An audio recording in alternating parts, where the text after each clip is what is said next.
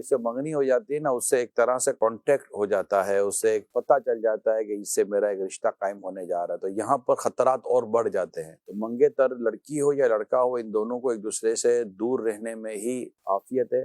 یہ دونوں اصولاً اجنبی ہی ہیں، ابھی تک نکاح نہیں ہوا ہے، یہ ایسے ہی اجنبی جیسے کہ عام طور پر اجنبی ہوتے ہیں۔ بڑوں میں بات ہو جاتی ہے کہ ٹھیک ہے آپ کی لڑکی اور میرا لڑکا، اب یہ جو ہمارے طرح طرح کے جو رسم و رواج اور صورتیں چل رہی ہوتی ہیں، دونوں کو بٹھاتے ہیں، انگوٹھیاں پہناتے ہیں، تو یہ دونوں کو ایک ساتھ بیٹھنا یہ بھی ناجائز، ایک دوسرے کو انگوٹھی پہنانا یہ بھی ناجائز، اور اس طرح کی اور گناہوں بری تقریبات بھی ہوتی ہیں۔ تو یہ سب اس کی شریعت نے اجازت نہیں دی ہے، بلکہ میں یہی عرض کروں گا کہ اگر کہیں بات پکی ہو گئی ہے آپ کی، یا آپ لڑکے ہیں یا آپ لڑکی ہیں، تو میری تو یہ درخواست ہے کہ اس میں زیادہ احتیاط کیجیے، دور رہیے، شادی کا انتظار کیجیے، نکاح ہو جائے، شادی ہو جائے، اللہ پاک خیر کرے، رخصتی ہو جائے، پھر آپ دونوں کی زندگی گزارنی ہے۔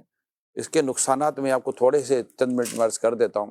بعض اوقات ہمارے یہاں والدین خود منگیتر کے ساتھ اپنی بیٹی کو بھیج دیتے ہیں، کبھی ایسا مت، یہ بہت بڑی بھول کر رہے ہیں آپ، کیونکہ آپ اگر حالات کا جائزہ لیں گے تو منگنیاں بہت ٹوٹتی ہیں۔ جی ہاں، منگنیاں بہت نہیں بھی ہیں تو منگنیاں ٹھیک ٹھاک ٹوٹ رہی ہوتی ہیں۔ اب یہ منگنی جب ٹوٹتی ہے تو نہ جانے بیٹی نے ایسی کیا چیزیں اس کے ساتھ شیئر کر لی، اس نے کیا شیئر کر لیا، کچھ نہیں پتا ہوتا۔ تو ایک تو یہ بڑے خطرے کی بات ہے، اور پھر دونوں کو کلوز ہونا، یہ زیادہ اس کے امکانات موجود ہوتے ہیں۔ تو ایک تو اس کی ہرگز آپ اجازت نہ دیں، اور صبر سے کام لیں، دونوں کو دور رکھیں، ٹیلی فون پہ بھی رابطہ نہ رکھیں، بالکل نہ رکھیں ٹیلی فون پہ بھی رابطہ۔ ایک اور سائیڈ ایفیکٹ، منگنی ہو جانے کے بعد جب آپس میں گفتگو ہوتی ہے نا، تو گفتگو میں بعض اوقات اونچ نیچ ہو جاتی ہے، ناراضگی ہو جاتی ہے۔ جب ناراضگی ہو جاتی ہے تو ماحول خراب ہو جاتا ہے، اس کا اثر آپ کی شادی اور آپ کے آگے کے رشتے پہ پڑتا ہے۔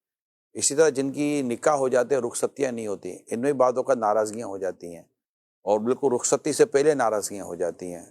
تو یہ ساری چیزیں جو ہے نا، یہ اس کو ہر عقل مند آدمی اپنے طور پہ دیکھے اور شریعت مطہرہ پر عمل کرے، دور رہیں، کیپ ڈسٹینس۔